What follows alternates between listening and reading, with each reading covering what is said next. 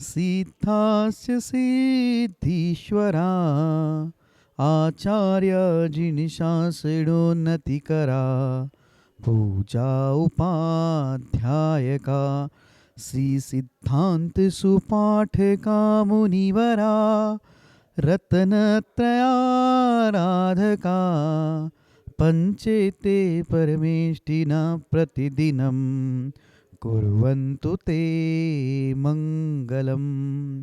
अनंत अनंत परम सिद्ध भगवान की जय। 1000 श्री आदिनाथ भगवान की जय। अंतिम तीर्थेश भगवान महावीर स्वामी की जय। आचार्य भगवान गुरुवर श्री विशुद्ध सागर जी महाराज की जय। सम्यक समाधान प्रदाता मुनिषि सुप्रभ सागर जी महाराज की जय। मुनिषि प्रणत सागर जी सौम्य सागर जी मुनिराज की जय। जय जन बंधुओं, हम सभी यहाँ उपस्थित हुए हैं देश के लोकप्रिय कार्यक्रम सम्यक समाधान के लिए। एक ऐसा कार्यक्रम, एक अनूठा प्लेटफॉर्म जिसके माध्यम से हम सभी के मन में उठने वाले जो विकल्प है उस विकल्पों का सम्यक समाधान मुनिश्री अपने मुखारविंद से हम सभी को प्रदान करते हैं। कितने अहोभाग्य के वह क्षण होंगे जिस क्षण में अपने मन में उठने वाले विकल्पों का समाधान पंचम परमेष्टि साधु परमेष्टि के मुखारविंद से हम सभी को प्राप्त होता है। अगर आप इस कार्यक्रम से जुड़ना चाहते हो या कार्यक्रम के माध्यम से अपने मन में उठने वाले विकल्पों का समाधान चाहते हो तो कार्यक्रम में नीचे जो पट्टी पे स्क्रॉल पे या फ्लिप पे जो हमारे नंबर चल रहे हैं, हमारे ईमेल आईडी है, उसके माध्यम से आप अपना विकल्प हम तक पहुंचा सकते हैं। उस विकल्पों को एकत्रित करके मुनिषी तक पहुंचाया जाएगा। वो मुनिषी के मुखारविंद से हम सभी लोग सम्यक समाधान प्राप्त करेंगे। सम्यक समाधान के माध्यम से आप अपने विकल्पों का समाधान प्राप्त कर ही सकते हैं एवं उस विकल्प के कारण अन्य लोगों के मन में जो विकल्प है उसके विकल्पों का भी समाधान हम सभी प्राप्त कर सकते हैं। तो आप जल्द से जल्द अपने मन में उठने वाले विकल्पों को हम तक पहुंचाएं और हम सभी लोग उस विकल्प का सम्यक समाधान मुनिषी के मुखारविंद से प्राप्त करेंगे। मुनिषी के चरणों में नमोस्तु करते हुए आज के उस कार्यक्रम को, लोकप्रिय कार्यक्रम की शुरुआत करते हैं। मुनिषी प्रणत सागर जी महाराज से निवेदन करते हैं कि हे स्वामी, आज के कार्यक्रम को गति प्रदान करते हुए संचालित करें। नमोस्तु नमोस्तु नमोस्तु। ओम नमः सिद्धिभ्य नमः श्रीवर्धमानाय निर्धूतकलिलात्मनि सालोकानां त्रिलोकानां यद्विद्यादर्पणायते यद्विद्यादर्पणायते। पंच परमेष्टि भगवान की, परम पूज्य आचार्य भगवंत गुरुवर विशुद्ध सागर जी महाराज की, परम पूज्य मुनिश्री सुप्रभ सागर जी महाराज जी की जय। समीचीन विकल्पों का सम्यक समाधान, सम्यक ज्ञान की वह अनूठी विधा जिसके माध्यम से हम सभी प्रतिदिन आगम के परिप्रेक्ष्य में उन अनेक अपने ही मन के समीचीन विकल्पों का सम्यक समाधान प्राप्त करते हैं। जो सम्यक समाधान निश्चित ही हमारे मन को निर्विकल्पता की ओर ले जाने वाला होता है और वही निर्विकल्पता आत्मा का वास्तविक सुख है। ऐसे आत्म सुख की प्राप्ति का वह एकमात्र कार्यकारी उपाय समीचीन विकल्पों का सम्यक समाधान प्रारंभ करते हैं। और आज के पहले विकल्प के लिए आष्टा मध्य प्रदेश से डॉक्टर मगन जैन, श्रीमती चंदा जैन, परम पूज्य मुनिश्री के श्री चरणों में सपरिवार कोटि कोटि नमोस्तु निवेदित करते हुए अपना समीचीन विकल्प रख रहे हैं कि गुरुदेव, आत्म केवल ज्ञान आत्मा का सदोष लक्षण है, इसे स्पष्ट करने की कृपा करें। हमारे समीचीन विकल्प का सम्यक समाधान करते हुए हमारा मार्गदर्शन करने की अनुकंपा करें। नमोस्तु महाराज जी, नमोस्तु। ओम नमः सिद्धम। परम पूज्य आचार्य भगवान गुरुवर विशुद्ध सागर जी महाराज की जय। परम पूज्य मुनिश्री सुप्रभ सागर जी महाराज जी की जय। आगम के प्रत्येक वक्तव्य को समझने के लिए जीव के पास अनेकांत दृष्टि, स्याद्वाद कथन, इन दोनों पहलुओं को प्राप्त करना उस श्रावक के लिए अनिवार्य हुआ करता है। जब तक स्याद्वाद अनेकांत का निर्णय जीव के पास नहीं है तब तक आगम के इन वचनों का निर्णय करना कदापि संभव हो नहीं सकता। इसलिए जो ये केवल ज्ञान आत्मा के सदोष लक्षण रूप कहा, वहाँ बहुत अच्छे से अनेकांत से इसका निर्णय करते हुए ये समझना होगा। अगर केवल ज्ञान को हम ज्ञान की पर्याय मानते हैं तो ज्ञान की पर्याय की अपेक्षा से वह सदोष लक्षण रूप स्वीकार किया गया, या उस केवल ज्ञान रूपी जो ज्ञान की पर्याय है वह कर्मों के नाश के निमित्त से, यानी किसी पर वस्तु के अभाव से प्रकट होने वाली पर्याय या व्यवस्था होने के कारण से कथनचित उसे सदोष कहा जाता है। पर आत्मा का केवल ज्ञान मतलब मात्र ज्ञान अगर हम विचार करें तो वह किसी भी प्रकार से उस पर्याय रूप नहीं, एक अखंड ज्ञान की धारा रूप सामान्य ज्ञान रूप स्वीकार किया जाएगा, तब वह सदोष नहीं अपितु निर्दोष ही लक्षण होगा। क्योंकि ज्ञानोपयोग और दर्शनोपयोग जीव के जो मुख्य लक्षण कहे गए, ऐसे उस ज्ञानोपयोग के एक भेद को समझाते हुए आचार्य भगवान ने केवल ज्ञान उपयोग इस प्रकार से उस अंतिम उपयोग को समझाया है। क्योंकि मति ज्ञान, अवधि ज्ञान, श्रुत ज्ञान, मनःपर्यय ज्ञान और केवल ज्ञान, ये पांचों ही उस ज्ञान की या ज्ञानोपयोग के भेद रूप ही स्वीकार किए गए हैं। तो वहाँ पर्याय दृष्टि की अपेक्षा से वहाँ पर्यायता है, साथ में कर्मों के अभाव से उत्पन्न होने वाली वह केवल ज्ञान स्थिति है। इसलिए वह केवल ज्ञान को प्राप्त करने वाला वह जीव द्रव्य हो या वह केवल ज्ञान है, वह केवल ज्ञान पूर्ण रूप से सदोष कहा गया, मात्र पर्याय और कर्मों की अभाव की अपेक्षा से, परवस्तु की अभाव की अपेक्षा से।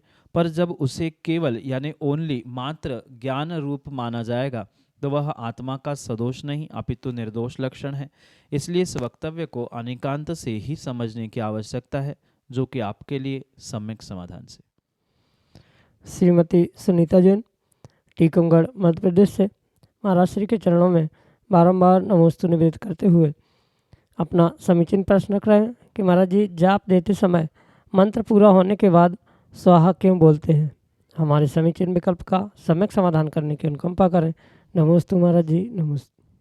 आगम में अनेक विधाओं में जो मंत्र विधा आचार्य भगवंतों ने प्रदान की है, वहाँ सबसे पहले ये विषय समझने की आवश्यकता है कि जो जाप आदि किए जाते हैं वह जाप करते समय मंत्रों के उपरांत प्रत्येक मंत्र के बाद स्वाहा होता ही है या होना ही चाहिए, ये किंचित भी ज़रूरी नहीं है।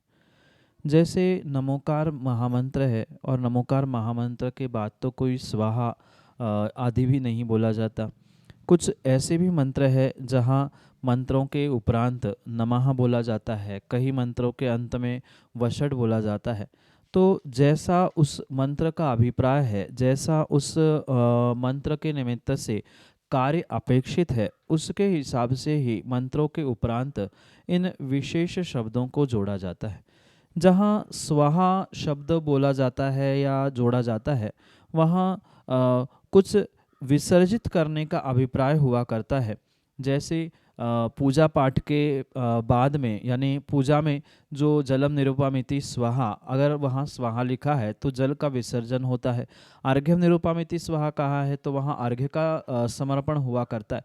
ऐसे ही जिस मंत्रों में स्वाहा लिखा है वहाँ कहीं ना कहीं वहाँ कुछ विसर्जित करते हुए प्रभु से चाहे अपने दोष हो या कुछ और अभिप्राय से ही वहाँ वह स्वाहा शब्द प्रयोग किया जाता है। स्वाहा का अर्थ विभक्ति और मंत्रों के अपेक्षा से कहीं नमः भी किया जाता है, कभी स्वस्ति किया जाता है। तो अनेक प्रकार से उस मंत्रों के अभिप्राय को समझते हुए ही वहाँ उसका अर्थ करने की आवश्यकता है।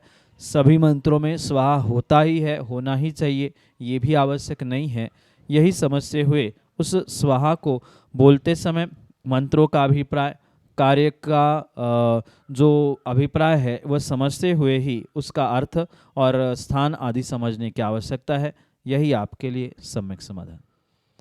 श्रीमती अर्पिता जैन टीकमगढ़ से महाराज जी के चरणों में बारंबार नमोस्तु निवेदित करते हुए कह रहे हैं कि महाराज जी, कुलकर्णों के समय में जब लोग चांद तारों को देखकर डर गए तो क्या तारे आदि ज्योतिषिक विमान पहले नहीं होते थे? हमारे समीचीन विकल्प का सम्यक समाधान करने की अनुकंपा करें।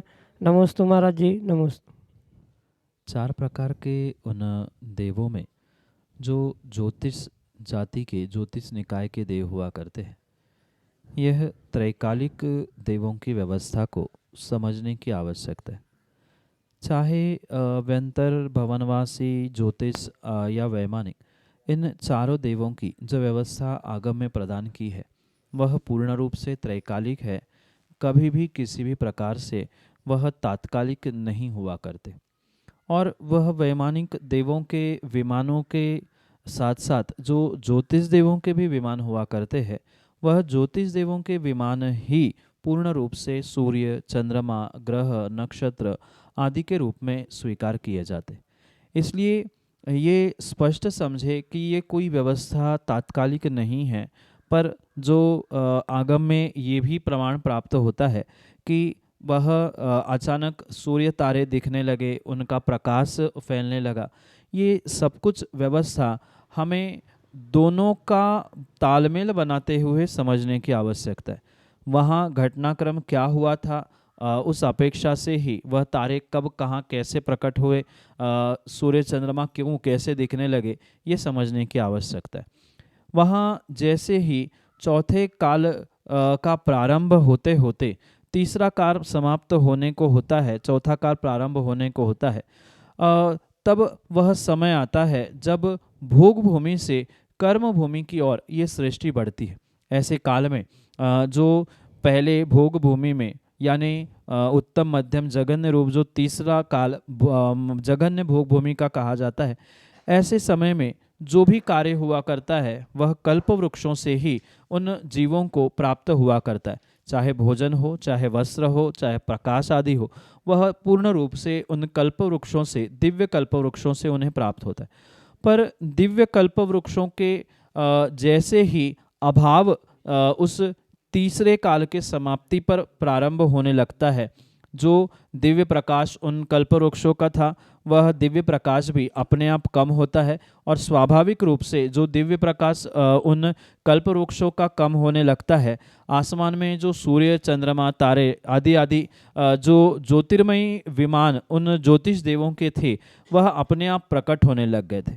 और इसके पहले कभी जीवों की वह कल्पवृक्ष के दिव्य प्रकाशों के निमित्त से आकाश में चमकने वाले इन ज्योतिर्मय देवों के प्रति कोई दृष्टि ही नहीं गई थी। इस कारण से वहाँ उनको पहले अभाव लगता था और पुनः वह उत्पन्न हुए, ऐसा उन अज्ञानी जीवों को प्रतीत हो रहा था। पर वास्तविकता यही थी कि ज्योतिष देवों का वह विमान जो सूर्य, चंद्रमा आदि के निमित्त से कहे जाते हैं, वह पहले भी थे, आज भी है और आगे भी बने रहेंगे। अंतर इतना है, जब वह दिव्य कल्पवृक्षों का सद्भाव होता है तब उनकी इतने तेज और इतना प्रकाश हुआ करता है कि उनके निमित्त से वह अन्य ज्योतिर्मयी विमानों का प्रकाश सामान्य जीवों को देखने में नहीं आता। इसी कारण से वह कथन भी आगम में लिखा है वह सत्य है। और ज्योतिर्मयी व ज्योतिष देवों के विमान भी त्रैकालिक होते हैं, ये भी सत्य है, जो कि आपके लिए सम्यक समाधान से। श्रीमती ज्योति सेठ मड़ौरा उत्तर प्रदेश से महाराज जी के चरणों में बारंबार नमोस्तु निवेदित करते हुए कह रहे हैं कि महाराज जी, एक पंक्ति आती है, बिन जानते दोष गुणन को कैसे तजिए गहिए, इसका क्या अर्थ है? हमारे समीचीन विकल्प का सम्यक समाधान करने की अनुकंपा करें। नमोस्तु महाराज जी, नमोस्तु।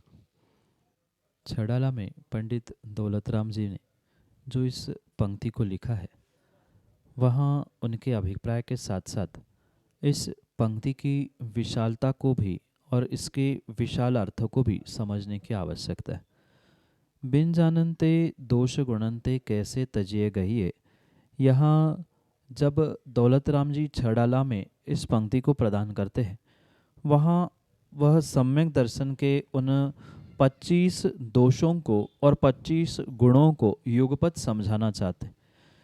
जब तक किसी वस्तु में किसी व्यक्ति में दोष क्या है, उसमें गुण क्या है, ये जब तक समझ में नहीं आएगा तब तक किसको छोड़ना, किसको ग्रहण करना, क्या प्राप्त करना, किससे दूर होना, इसका यथार्थ निर्णय नहीं हो सकता। इसलिए चाहे सम्यक दर्शन का विषय हो, चाहे अन्य भी कोई विषय हो, वहाँ यही समझने की आवश्यकता है कि जब तक दोष यानी गलतियाँ, हेय वस्तु छोड़ने योग्य क्या है, इसका निर्णय नहीं है, तब तक किसी भी प्रकार से किसे ग्रहण करना, किसे छोड़ना, क्या अच्छा क्या बुरा, ये विवेक जीवों के पास नहीं आ सकता। और सम्यक दृष्टि जीव के पास ये विवेक सर्वप्रथम प्रकट होता है कि उसके लिए योग्य क्या है, अयोग्य क्या है, क्या करना चाहिए, क्या नहीं करना चाहिए।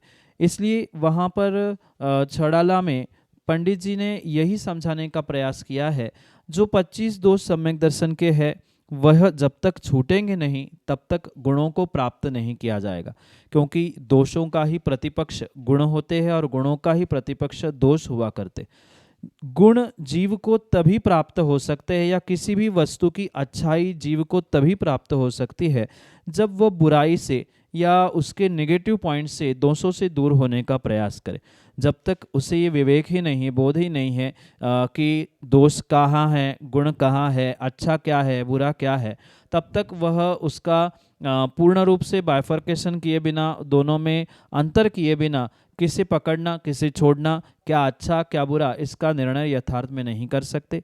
इस कारण से ही ये बिन जानते दोष गुणन को कैसे तजिए गहिए, यानी ये स्पष्ट यही समझाने का प्रयास किया है, जब तक दोषों को और गुणों को पूर्ण रूप से नहीं जाना जाएगा तब तक उसमें विवेक करके उससे किससे पृथक होना, किससे अपृथक होना, किसे प्राप्त करना, किसे छोड़ना, ये कहा नहीं जा सकता। इसी अभिप्राय से वहाँ दोष गुणन की बात कहते हुए दोनों को समझकर ही छोड़ना होगा। मात्र दोषों को ही कहा जाएगा तो फिर किसे प्राप्त करना ये समस्या होगी, या मात्र गुणों को कह दिया तो किसे छोड़ना ये समस्या सामने हो सकती है। इसलिए दोषों को भी नेगेटिव पॉइंट्स और गुणों को पॉजिटिव पॉइंट्स दोनों को युगपत समझते हुए दोनों में से क्या करना, क्या ग्रहण करना और क्या छोड़ना, ये निर्णय तभी होगा। इसीलिए वहाँ पर ये पंक्ति को जोड़ते हुए उन्होंने यही अभिप्राय आपके लिए और सभी के लिए समझाने का प्रयास किया है। यही आपके लिए सम्यक समाधान। पुष्पा देवी जैन, टीकमगढ़, मध्य प्रदेश से अगले समीचीन विकल्प के लिए। हे स्वामी नमोस्तु नमोस्तु नमोस्तु। हे महाराज जी, हम दर्शन का नियम लिए हैं, अगर कहीं दर्शन ना मिले, छूट जाए तो उसमें हमारा क्या दोष है? प्रतिदिन मंदिर का नियम तो प्रत्येक जैनियों को होना परम आवश्यक ही हुआ करता है, क्योंकि जिस नाम से हम जैन कहलाते हैं, जैन कुल में जन्मे हैं, उन जिनेंद्र भगवान के दर्शन अगर प्रतिदिन करने का संकल्प नियम नहीं है तो पर मात्र वह व्यक्ति नाम का ही जैन कहलाने लग जाता है। इसलिए जो ये नियम लेना सबके लिए अनिवार्य कहा है, उसको व्यक्तियों को पूर्ण रूप से अपने श्रद्धा समर्पण के साथ और यथाशक्ति यानी संपूर्ण शक्ति के साथ परिपालन करने की आवश्यकता। क्वचित कदाचित कुछ ऐसी विषमता फंस जाए जहाँ बहुत सामने कोई ऐसी समस्या है, जैसे अभी कुछ कोरोना के दिन बीते, वहाँ तो किसी हाल में मंदिर पहुँचना संभव नहीं था, तो ऐसी कुछ बहुत विषमता है, जैसे कोई स्वास्थ्य की विषमता है तो स्वास्थ्य की विषमता है या कुछ ऐसी विषमता है, तो ऐसे समय में उस कार्य के होने के उपरांत आप किसी निर्ग्रंथ गुरु के पास पहुंचकर उसके लिए प्रायश्चित ग्रहण करें। पर ये पक्का है कि ये सोचकर कभी भी मंदिर जाना छोड़ ना दे कि देख लेंगे फिर कर लेंगे, इसे प्रमाद मानकर नहीं, अपितु किसी विशेष अति आवश्यक कार्यों के निमित्त से ही अगर कुछ ऐसा विकल्प हो रहा है या व्यवस्था नहीं बन पा रही है तो वह पूर्ण रूप से प्रायश्चित लेने योग्य है, पर ये मानकर उसे नियमों में शिथिलता करना, प्रमाद करना, छूट लेना, ये किसी भी प्रकार से योग्य नहीं है। उत्कृष्ट बात तो यही है कि जब हमारा नियम है ही और मंदिर नहीं जा पा रहे हैं तो किसी न किसी वस्तु का त्याग करते हुए कुछ संकल्प पूर्वक, स्वयं बुद्धिपूर्वक और नियम लेते हुए उसको पूर्ण करने का या उसका स्वयं पश्चाताप करने का प्रयास करें। पर इसके अलावा भी जब ये कार्य पूर्ण हो जाए या पुनः जब नियम शुरू हो जाए तब पुनः किसी निर्ग्रंथ गुरु आचार्य भगवंत के चरणों में पहुंचकर उसका पुनः प्रायश्चित लेकर पुनः उस नियम को प्रारंभ करने का प्रयास करे। यही आपके लिए सम्यक समाधान। सार्थक जैन, गुरसराय उत्तर प्रदेश से अगले समीचीन विकल्प के लिए। नमस्ते महाराज जी। महाराज जी, मेरी जिज्ञासा ये है कि जो लोग धार्मिक कार्य में विघ्न डालते हैं उनको कौन सी गति का बंध होता है? ये परम सत्य है कि जो जीव धर्म कार्यों में, उत्कृष्ट कार्यों में किसी भी प्रकार से इन प्रकार से विघ्न डालते हैं, दूसरों के अच्छे कार्यों में कहीं न कहीं विकल्प खड़े करते हैं, आपस में लड़ना लड़ाना आदि कार्य करते हैं, किसी को कुछ कहना, किसी के कान भरना, भड़काना, ये ऐसे विपरीत कार्य करने वालों को नियम से पाप का ही आश्रयबंध हुआ करता है।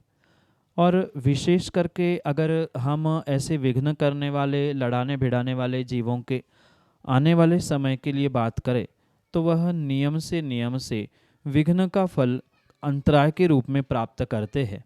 जैसे आज उन्होंने कुछ धार्मिक अनुष्ठान करने में विघ्न उत्पन्न किए हैं, वे आने वाले समय में नियम से अपने प्रत्येक उस धार्मिक कार्य में विघ्न को प्राप्त करते हैं। मतलब वे पूजा करना चाहते हुए भी पूजा नहीं कर पाते हैं, या कुछ अनुष्ठान सामने होने पर भी वह करते करते उससे छूट जाते हैं। ये कहीं न कहीं जो ऐसे शुभ कार्यों में विघ्न डालने वाले जीव होते हैं उनके साथ ही ये अंतराय कर्मरूप, पाप कर्मरूप उदय में आता है। क्योंकि अंतराय के अनेक प्रकार आचार्य भगवंतों ने बताया है, दान अंतराय, लाभ अंतराय, भोग अंतराय। बहुत सारे ऐसे भी जीव होते हैं जो दूसरों को भोजन करते हुए रोकते हैं, तो उनको भोजन में अंतराय आता है। कुछ भोगोभोग के साधन प्राप्त करते हुए रोकते हैं, तो उनको तत्तद कार्यों में अंतराय आता है। जो जिस कार्य में विघ्न करता है उसको उस प्रकार से अंतराय कर्म का आश्रय होता है। और इस विघ्न करते समय वर्तमान में बहुत सारे स्थानों में देखने में आता है कि मोबाइल, व्हाट्सएप आदि के माध्यम से एक दूसरे को लड़ाना भिड़ाना, इसकी चुगली उसको करना, ऐसा जो कार्य करते हैं वह नियम से आने वाले समय में नारकी ही बनने वाले होते हैं। क्योंकि आचार्यों ने स्पष्ट कहा है, ना रति इति नारकी। जिनको किसी एक दूसरे धर्मात्मा के प्रति रति वात्सल्य प्रेम नहीं है, वे नियम से नरकों में जाकर एक दूसरे को मारना, काटना आदि रूप परस्पर को दुख देने के निमित्त से ही वे नारकी बनने वाले हैं, नरक में ही उत्पन्न होने वाले जीव है।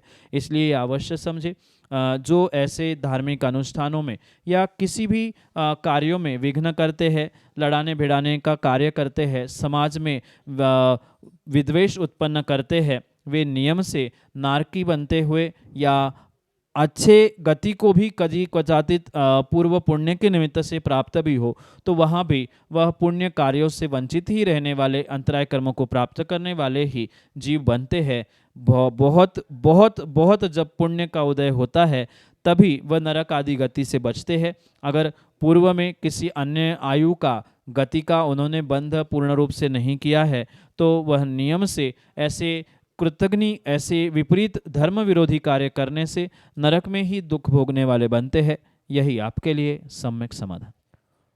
श्रीमती प्रीति जैन, टीकमगढ़ मध्य प्रदेश से अगले समीचीन विकल्प के लिए। नमोस्तु महाराज जी, नमोस्तु नमोस्तु। मेरी जिज्ञासा ये है कि मैंने स्वप्न में आचार्य श्री को देखा तो उनके पीछे पीछे हम रोते गए तो उन्होंने हमें कुछ दिया कि ये तुम 5 लोगों में बांट लेना, इसका अर्थ क्या होगा? माँ, प्रत्येक स्वप्न का कुछ फल हो ही ये बिल्कुल ज़रूरी नहीं है। क्योंकि स्वप्न वही होते हैं या स्वप्न में व्यक्ति वही देखता है जो वह अपनी इच्छाओं को पूर्ण नहीं कर पाया है, या किसी प्रकार से जो किसी वस्तु को या किसी कार्य को प्राप्त करना चाहता है उसी को लेकर जो उसके एक सुप्त मन में बैठी हुई भावना है, बैठे हुए जो विचार है, वही कहीं न कहीं स्वप्न के रूप में उसको निद्रा में देखने में आते हैं। क्योंकि आचार्यों ने इस स्वप्न के फलों के विषय में बहुत सारी चर्चाएं की है। वहाँ आचार्य भगवान स्पष्ट रूप से कहते हैं कि सभी स्वप्नों का फल मिले ही या स्वप्नों का कुछ फल मायने हुआ ही करते हैं, ये ज़रूरी नहीं हुआ करता। स्वप्न कब देखा है, कैसे देखा है, कितने बजे, कौन से नक्षत्र, कौन से तिथिवार आदि सब कुछ देखते हुए ही, समझते हुए ही उसका निर्णय किया जा सकता है कि इसका अच्छा फल मिलेगा कि इसका विपरीत फल मिलेगा, क्योंकि प्रत्येक तिथि और नक्षत्र का भिन्न भिन्न फल उस स्वप्न के और कार्य के निमित्त से होता है। कुछ ऐसे भी नक्षत्र और तिथियां होती है जिनका फल विपरीत कहा जाता है, कुछ तुरंत फल देते हैं, कुछ अगले भाव में फल देने वाले होते हैं।